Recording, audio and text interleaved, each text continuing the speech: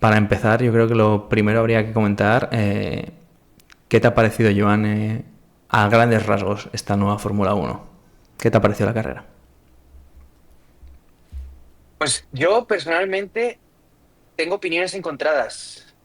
No tengo muy claro qué sentir. Ha sido como un frenesí de conceptos y de cosas nuevas que estaban sucediendo, yo diría las primeras 8 o 10 vueltas, entre cosas que veías que eran antinaturales, que dices, esto no es el mismo deporte que yo estoy acostumbrado. Otras que dices, bueno, quizás por aquí se abra una oportunidad para cosas nuevas, intentando buscar el positivismo. Y sobre todo, muchas cosas que no se entienden. Que no se entienden no en un sentido negativo, sino en un sentido literal. Hay muchas cosas que he visto que no he entendido, no he comprendido y no he sabido cómo interpretar durante la carrera, que era una cosa que no sucedía hace tiempo. No sé si es positivo, no sé si es negativo. Lo que sé es que es nuevo. Y eso ya da pie, de cierta manera, a que hablemos de muchas cosas que son inesperadas o incluso inverosímiles, en cierto modo. Sí, he de decir que desde mi punto de vista has sido demasiado bueno con tu descripción de la situación. Porque Bueno, sí. para mí ha sido una situación que no sé muy bien todavía cómo describir, porque ha sido una sensación muy extraña viendo la carrera hoy. No he sentido en mi vida lo que he sentido esta mañana viendo la carrera de Australia. Y era una desgana, realmente. Y no solo por Aston Martin y la situación que hablaremos más adelante de crítica que tiene el equipo, sino por la propia Fórmula Uno, porque era la sensación de estar viendo una obra de teatro o ver una película, no de estar viendo una carrera de Fórmula Uno. Como que está todo guionizado un poco, con estos adelantamientos tan artificiales que no vemos, no entendemos qué está pasando, como hemos visto la lucha de Russell y Leclerc, por ejemplo. Y para mí me mata, sinceramente me mata y me rompe el corazón cada vez que veo una onboard de una vuelta rápida de un piloto y tú oyes el motor ahogándose. Lo oyes que bajan 60 kilómetros por hora antes de llegar a una curva. Normal que la hagan a Efectivamente, fondo. sí. Si es que normal, esas velocidades. Es que he visto datos, por ejemplo, Russell en la clasificación, de llegar a 360 kilómetros por hora, a 360, perdón, a 320 kilómetros por hora más o menos llegaban a 280 o 285. O sea, son velocidades de Fórmula Ujú. 2 de entrada de curva. Sí, Entonces, sí, efectivamente. no De sé, hecho, a mí eso me mata. una cuestión es que, como podéis observar, somos el yin y el yang. Tampoco es que yo sea súper positivo con esto, pero yo esa sensación que has descrito la he tenido más con la clasificación. Estamos grabando esto en domingo. Ayer cuando vi la quali, sí que me lleva una decepción, por esto mismo que dices. La clasificación, tal y como yo la entiendo, tiene que ser una sesión en la que los pilotos vayan al límite, en los que la técnica, el manejo y las capacidades de velocidad del coche se lleven a el límite y básicamente sea una competición por ver quién es más rápido. Al fin y al cabo, creo que eso es una clasificación.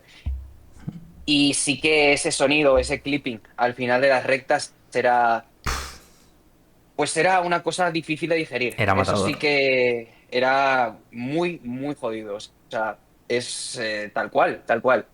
Y luego sí que es verdad que, al contrario que tu opinión, que ahí es donde discrepamos, yo sí que creo que en cierto modo se pueden abrir ciertas oportunidades. Ojo, no creo que esta sea la mejor Fórmula 1 que vaya a haber y puede ser una de las peores.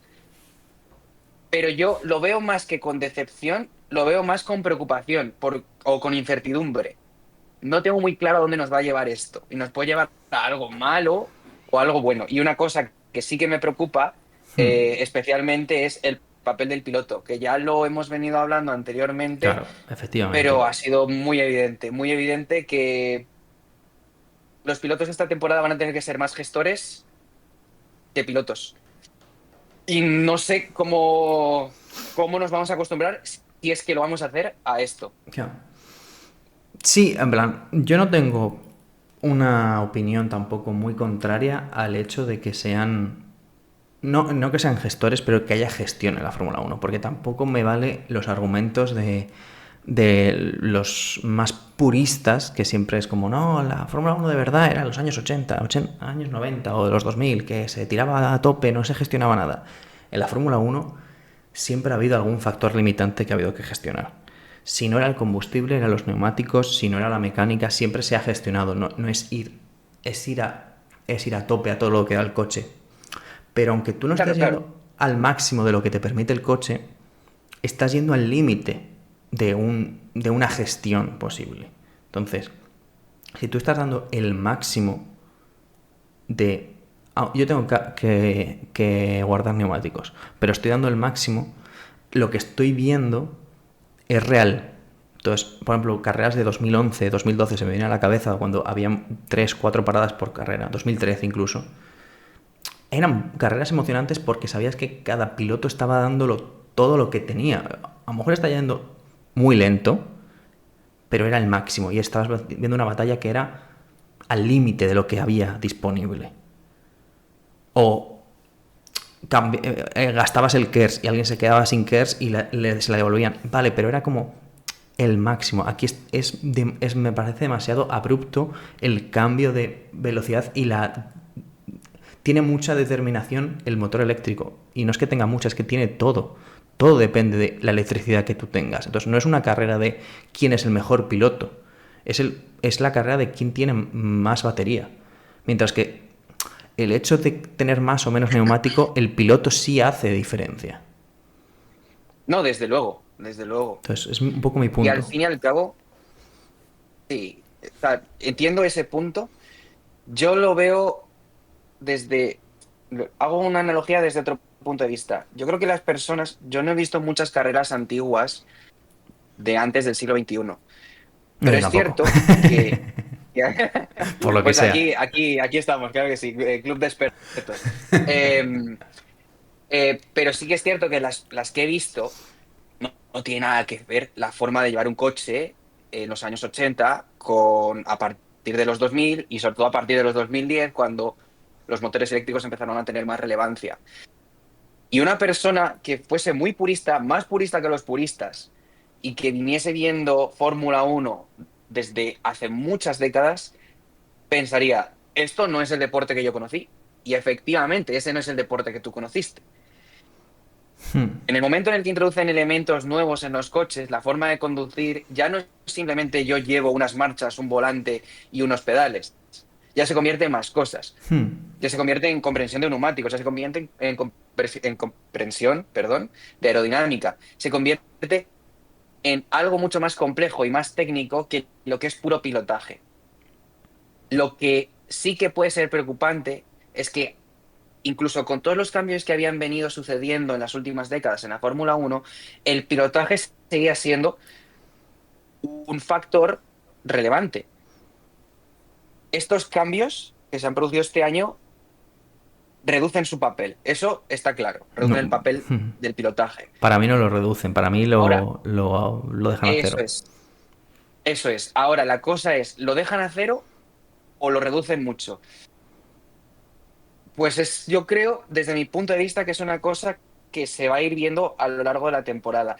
Incluso es una cosa que se ha ido viendo a lo largo de la carrera, porque siendo relativamente antinatural, creo que las primeras vueltas del Gran Premio, más allá de que nos guste más el tipo de adelantamiento, que nos guste menos, yo personalmente prefiero ver lacitos, batallas, seguimientos y duelos en curva, más que, bueno, pues un toma y daca en rectas. Más allá de eso, de nuestra preferencia, yo considero que fue relativamente entretenido, porque estaban pasando muchas cosas y había que estar un poco a todo. Lo que me preocupó fue cómo se fue desarrollando luego la carrera. Es decir, cuando los pilotos dejaron de ser cabras, eh, cómo empezaron a eso, gestionar más, gestionar batería, tal. Y ahora te ataco, ahora no te ataco, ahora te sigo, intento. Y se volvió todo un poco más frío y es cuando se notó muchísimo la antinaturalidad, ¿no? Em, entonces, es en ese sentido en el que me preocupa. y en el que puedo estar un poco más en tu perspectiva. Sí. Y luego también, mira, igual mi perspectiva es muy positiva porque creo que la perspectiva que tiene Iker es la misma que tienen los pilotos. Cuando hemos terminado de ver la carrera y han aparecido en el corralito, Ninguno. es que la ironía era lo que se respiraba, exceptuando en el caso de Mercedes, obviamente, que bueno, Sí, pero ahora porque se callan. iremos un poquito con todo general, pero la ironía era la tónica común, que sí, me lo he Sí. pasado genial, esta nueva Fórmula Uno es maravillosa. ¿Qué tengo que decir ahora? Que esto está bien, ¿no? Escuchábamos a Lando Norris hablando con su asistente de prensa. Eh, es que lo dicen ellos, es que no es una cosa No, nuestra. sí, sí. No, no, y todos, en plan, es unánime, no es... Mercedes, pues obviamente Russell y Antonelli se van a callar, pero no porque no lo piensen. Simplemente es porque es lo que les toca decir, porque obviamente van a ganar y tienen un buen coche. Pero quiero replicarte un poco porque creo que es muy interesante cosas las que has dicho y quiero un poco plasmar cómo lo veo yo. No por dar otro punto de vista. O sea, no, mi mayor problema, porque no sé si me estoy explicando bien, no es con el hecho de que sea demasiado poco dependiente el piloto o que sea artificial, que hasta cierto punto sí me molesta que sea artificial, pero el DRS es artificial. Por mucho, hay gente que a lo mejor ha empezado a ver la Fórmula 1 con DRS. El DRS es algo artificial. Pero Ujú. más que lo artificial, que sí que es verdad que ojalá no hubiese DRS, sino ojalá fuese el máximo. Porque, por ejemplo, yo me estoy acordando de lo que has dicho de, muchos adelantamientos unos a otros. Me ha venido a la cabeza el principio de 2022 con Max Verstappen y Charles Leclerc, Claro. Bahrein, una locura, Arabia Saudí, una locura. ¿Por qué esas batallas molaban? ¿Eran artificiales? Eran artificiales. Pero tenían el hecho de que sabías que ambos pilotos estaban dando su 100% y estaban al límite, al filo de la navaja, que en cualquier momento cometían un error y se les iba el coche, o trompedaban, o tocaban un muro, o se tocaban entre ellos. Estaban yendo al máximo. Entonces, aunque fuese artificial, porque evidentemente todo eso era posible gracias a un DRS que era muy potente, estaban dándolo todo y era muy emocionante de ver. Aquí no, hay muchos adelantamientos, pero no son adelantamientos en la frenada emocionantes, son adelantamientos a mitad de recta. A mitad de Claro, claro, recto y con efectivamente. diferencias de velocidades de más de 30 o 40 kilómetros por hora. Es que es literalmente me aparto para que pases y en la siguiente te paso yo a ti. Ujú. Eso no es emocionante, porque no estás viendo el riesgo, no estás viendo la velocidad, no estás viendo la lucha, no hay lucha, simplemente es ciclismo, es pasa tú que luego voy yo. Entonces, eso me mata el... Porque si tú ves el vídeo y dices, qué guay, se están adelantando, pero en el momento que tú entiendes por qué se están adelantando tan fácilmente, pierde todo el aura de una batalla. Pierde todo su aura, ¿sabes? Claro, Ese es pero mi aquí problema. eso es, y es un dilema que también tiene nuestra querida FOM y nuestra querida FIA, que es a quién estás dirigiendo el espectáculo. Porque sí, obviamente si has seguido carreras en las que los coches se podían seguir sin DRS, que todo era mucho más dependiente de la tracción, era mucho más dependiente del paso por curva, pues todo esto te sabe a poco, porque estás acostumbrado a ver otro tipo de batallas. Pero sí que me da la sensación de que muchos de las personas que nos escucharán y muchas de las personas que ven Fórmula Uno han crecido con el DRS y han crecido con otro tipo de batallas en pista, que es una pena y estaría bien revisar históricamente cómo ha sido siempre la Fórmula Uno. Esto es el escenario ideal, pero no tiene por qué ser así. Entonces, quizás nos avecinamos a un deporte que es muy diferente del que hemos estado acostumbrados. Y eso siempre va a causar ilusiones y desilusiones. Mm, ya digo, siento en cierta manera que estoy intentando agarrarme un clavo ardiendo. Y no sé si esto va a salir bien porque luego la caída puede ser peor No, que, todavía. claro, no, me refiero, perdona que te interrumpa, puede ir a mejor, o sea, pues se pueden hacer a lo mejor cambios, no sé tanto, pero a lo mejor pueden hacer Claro, porque luego en ajustes. 2022 fue justo a peor. Es decir, empezamos de Exacto, una manera. perdón, el reglamento del año pasado acabó No, claro, porque el muy mal. problema ya lo explicamos la semana pasada y tenéis un clip en YouTube que lo explicamos perfectamente. El tema del Irene. superclipping es. El problema viene porque en la batería hay una cantidad de julios y tú puedes recargar más. A lo mejor si bajamos el nivel de recarga, quitamos parte de ese problema de depender tanto de la energía, porque todo el mundo tendrá la misma, entonces volverá a depender más del piloto de a ver quién frena hasta el último metro, no el que tiene más energía. Y en estos coches, porque por ejemplo, cuando, cuando antes con el RS, el piloto, o cuando ahorras gasolina, el piloto hace mucha diferencia. ¿Quién es el mejor piloto en ahorrar gasolina y rápido? Eso es muy difícil de hacer. Pero estos coches, su Sí. recarga no es en la frenada, es a fondo en la recta el coche lo hace. El Ujú. piloto no tiene nada que ver con eso. Porque si fuese que el piloto recarga mejor que otro, pues por lo menos, que tampoco me encantaría, pero por lo menos tendría todavía esa esencia que creo que la Fórmula 1, como dices tú y has ilustrado muy bien, siempre ha cambiado mucho y al final es el pico de innovación, ingeniería y tecnología en el mundo. Cambia todo el rato, siempre innova y va a cosas nuevas, pero siempre ha tenido un par de esencias que aunque hayamos añadido cosas, la esencia de ser el mejor y que se marque la diferencia en pista yendo al límite, obviamente si los pilotos son todos muy buenos y los coches uno es mejor que otro, el coche marca más diferencia que el piloto, pero el piloto tiene que ir al límite y se la juega. Mm. Siempre ha sido la esencia del límite de tus posibilidades. Si tienes gasolina, pues con la gasolina que tienes te manejas para ir a tu límite. O con la batería, o con los neumáticos, o con lo que fuese. Siempre ha habido un factor limitante. O, hostia, se va a romper el motor, tenemos que bajarlo de vueltas. También ha sido un factor limitante. Antiguamente los motores duraban una carrera. Sí, sí. Entonces, eso no creo que sea tan problemático.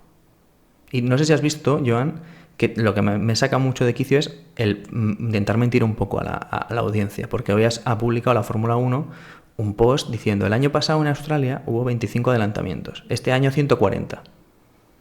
Pero, Ya, pero ¿qué ¿qué me adelantamientos? estás vendiendo? ¿Cómo son esos adelantamientos?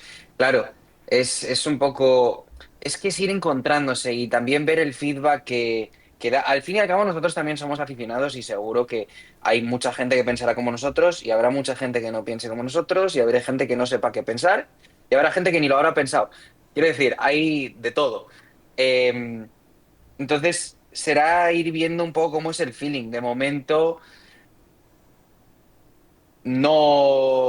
no podemos tampoco aceptar ese tipo de premisas, ¿no? Que pone la Fórmula 1 y la FOM de, no, sí, mira, pues que ha aumentado mucho el número de adelantamientos, ¿no? Como has dicho ya, pero si todos los adelantamientos son calcomanías del mismo modelo, la misma plantilla, y no hay nada Claro. nuevo, no hay algo especial en lo que ha hecho este piloto, lo que hace el otro. Sí que es verdad que en ciertas partes de la carrera, quizás también ayudado por el circuito de Australia, que no tiene rectas tan largas, pues Sí, eso es verdad. intentaban adelantar sin el boost de energía eléctrica, eso te hacía que tuvieses que adelantar con un poquito más de técnica. Y yo creo que se puede abrir una ventana, pero en circuitos con rectas más largas, vamos a ver, porque sí que pinta que Es que puede ser algo muy, Monza, muy evidente. es que yo estaba pensando en Monza todo el rato, tío. Las Vegas, por ejemplo, yo he pensado, También. el cerdito ese, o sea, el cerdito este boca abajo, es que es un rectángulo. Quiero decir, es que Sí, ahí sí. se va a ver, pero hay tiempo para cambiar cosas a Las Eso es Vegas verdad. y esperemos. Pero lo importante también es tener actitud de querer cambiar cosas, porque lo que no puede ser es Sí, vender algo que no es. Porque estás vendiendo 140 adelantamientos, no tienes que estar fijándote, tienes a 20 tíos enfadados, que son los 20 pilotos, y lo que está pasando en pista, ya se ha visto, porque hasta hoy era todo especulación, podíamos hablar tú y yo de el super clipping, está pasando esto, pero hasta que no lo ves, venga, yo entiendo que no quieras tocar nada porque tienes que ver la realidad, yo eso lo entiendo. Hasta la primera carrera lo dejamos como está, no vaya a ser que toquemos y lo hagamos peor. Pero ya has visto lo que es. claro. En plan, no Sí, me sí, sí, vendas que sí. esto es la hostia. No lo es. Esto no es la hostia. La hostia es 2021. Ujú. Eso es la hostia. Eso estuvo bien, claro, eso estuvo Claro, bien, es entonces, un buen modelo a seguir. Y luego no después, intentas, en plan, lo que a mí me molesta es no nos vendas la moto porque nosotros ya hemos visto lo que está bien de este deporte. sí, Un poco la dicotomía de este deporte es, queremos adelantamientos. No, no queremos adelantamientos, queremos luchas. A veces nos confundimos con lo que queremos pedirle a la Fórmula 1. Tú no recuerdas un adelantamiento porque sea un adelantamiento, recuerdas el momento de lo que costó o lo que significó alrededor de ese.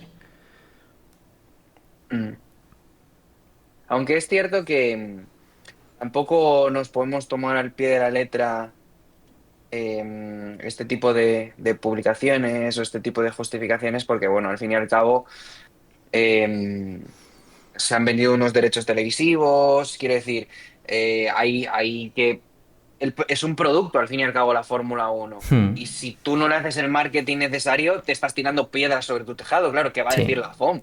La FOM te tiene que decir lo que te tiene que decir. Y por Ujú. eso creo que es importante mostrar todas las aristas de este tipo de situaciones para poder tener un análisis correcto. Que ya digo, yo desde mi punto de vista, y por resumirlo un poco, en mi caso, no es ni positivo ni negativo, es, bueno, ahora seré un tibio, ¿no? Pero, pero es verdad que tiene sus partes que son preocupantes y otras que no tanto. Y, y a mí me gustaría esperar a ver un par de grandes premios más Hmm. para hacerme una opinión más formada, Sí, o sea, no es todo más malo. sólida sobre cómo va a ser esto. No es todo malo. Por No, no, ejemplo, no, desde el luego que tema no. de los Para nada. chasis y de que sean más pequeños los coches y menos peso, a mí me parece que es un paso en la buena dirección, por ejemplo. Eso también hay que decirlo, Sí, es verdad. sí, sí, desde luego. Y incluso a nivel de simplemente sorpresa, de ver, ir aprendiendo sobre la marcha. A mí me ha pasado una cosa esta mañana, estaba hablando con mi padre. Mi padre no suele ver mucho la Fórmula 1. Pero de vez en cuando le ponía alguna carrera, ¿no? Sobre todo en la gira europea. Sí. Claro, esa gira europea, ¿no? Que están en esa hora crítica post comida, puede ser peligrosa. Cuidado. Entonces yo creo que de las carreras que le he puesto a mi padre, en el 70% de las carreras del año pasado se durmió. Y, y esta mañana estábamos viendo un resumen, aunque sea algo muy, muy masticadito, y le he visto con otra actitud. Ya digo, puede ser los motivos que sean, pero mira, por lo menos por también llevarnos un lado positivo de esto, el hecho de que sean tantos conceptos nuevos, ya digo, me estuvo preguntando sobre cómo funcionaban ahora los adelantamientos y tal, y aunque yo le estaba dando una opinión relativamente negativa sobre esto, sí que generaba cierto interés, ¿no? Hmm. Ese despertarte y no tener muy clara la estrategia de carrera, no tener muy claro qué es lo que va a suceder, aunque luego lo que suceda puede ser más o menos esperpéntico, ¿no? Pero mira, por lo menos tenemos incertidumbre, que es una cosa que no me disgusta tanto en ese Ya. sentido. A ver, eso sí, pero el problema es todo cierto, pero el problema es que la incertidumbre dura lo que dura. Y si luego lo que hay debajo no tiene sustancia, ese interés se Hay pierde. que trabajar por ello, eso Entonces es, sí. hay que, Eso desde luego, hay sí, que sí. cambiar cosas si tú quieres que este interés de la gente, de, uy, ¿qué ha pasado esto? Porque no se den cuenta de que es lo que es. Pero bueno, Mm. ¿crees que... Bueno, porque hemos hablado mucho de toda la polémica y, bueno, y el bochorno tal, pero no hemos hablado de la carrera Pero como no de tal. la carrera en ¿Qué te sí. ha parecido? Si ha sido entretenida. O sea, ha tenido sus momentos que no ha estado mal. A mí, por lo menos, ha habido Y por hacer no un claro una, ganador al principio, pero... claro, por hacer un esquema general, hemos tenido abandonos al inicio, antes de empezar siquiera, abandonos durante, que es una cosa que vamos a tratar, bastantes problemas de fiabilidad y demás. Y luego una carrera diría, tres fases principales. La primera muy loca, muy todo el mundo familiarizándose con los coches, con la forma de competir con esta nueva reglamentación, muchos adelantamientos de estos que hemos dicho, idas y venidas en rectas. Cuando un piloto tenía el modo de adelantamiento, a la siguiente vuelta lo tenía el siguiente y así sucesivamente. Eso durante un primer tramo. Luego en el segundo tramo se ha estabilizado bastante. Eh, en una etapa en la que han habido muchos virtual safety car por todos estos abandonos, entonces han habido divisiones de estrategias, la más llamativa entre Mercedes y Ferrari, que eran los que estaban liderando la carrera, y el final, que ha sido un poco más persecución y estar un poco pendiente de cómo funcionaba la degradación de neumáticos con esta nueva reglamentación y estos nuevos coches. Resultado final, doblete para Mercedes, que era un poco lo esperable. Después, los dos coches de Ferrari, con un rendimiento notable, aunque podremos discutir sobre esa estrategia que han seguido. Más atrás, ya luego McLaren, Red Bull, principalmente Norris y Verstappen, que son los que han podido acabar la carrera, porque ahora explicaremos lo que ha pasado con Hadjar y con Piastri. Ujú. Y luego un grupo medio con diferentes sorpresas, con diferentes estrategias o diferentes alternativas, más bien, y coches que han ido a hacer unos libres cuatro, ¿no? Como Williams y Aston Martin, básicamente, porque Sí. Cadillac por lo menos ha corrido la carrera con un programa convencional. Eh, Cosas a destacar aparte de esto, bueno, muchos se han doblado hasta el octavo coche, no, hasta el séptimo coche, Berman ha sido doblado también. Em, y muchas diferencias, ¿no? En muchos gaps, por la zona media muy distanciada de los demás, Mercedes se la ha visto muy fuerte y en general esto. Todo esto después de una clasificación de ayer que, pues como he comentado antes, era un poco antinatural el tema de las onboard, de cómo los coches se desenvolvían. Pero bueno, muchas sorpresas ayer. La más grande, pues que Verstappen cayó en Q1 después de tener un accidente, que fue lo que le hizo partir desde atrás en la parrilla y no sabemos cómo hubiese desempeñado si hubiese empezado desde más adelante.